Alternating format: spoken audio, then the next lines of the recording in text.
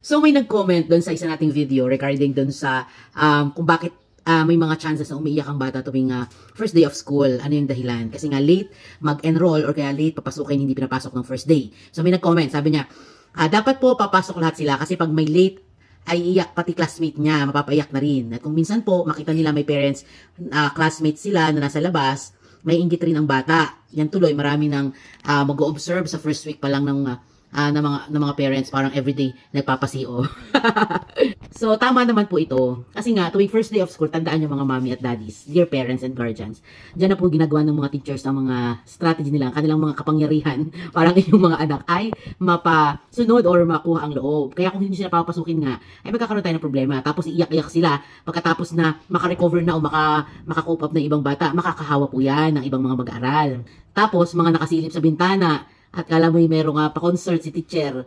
Kaya nga po, papasukin ng mas maaga para po hindi kayo parang aligaga o parang mahirapan din ang mga teacher. Tulong nyo na po yan sa mga teacher na kung saan ay gumagawa ng paraan para po ang inyong mga anak ay talagang pumasok sa paaralan. Kasi kung pababayaan lang po yan ng mga teacher na umiyak ng umiyak at iuwi nyo na lamang po, ay kayo din po ang kawawa at ang bata. Kaya nga po tulungan nyo po sila, kami po mga teacher, papasukin ng first day of school para kung ano intervention na gagawin ng guro sa first day of school ay magawa na rin po sa anak nyo. Hindi yung kung kailan nyo lang gusto pumasok ay doon lang po kayo papasok tapos iyakin pa pala si bata, eh di makakahawa pa po ng ibang mga kaklase nila. So yun lamang po, be aware.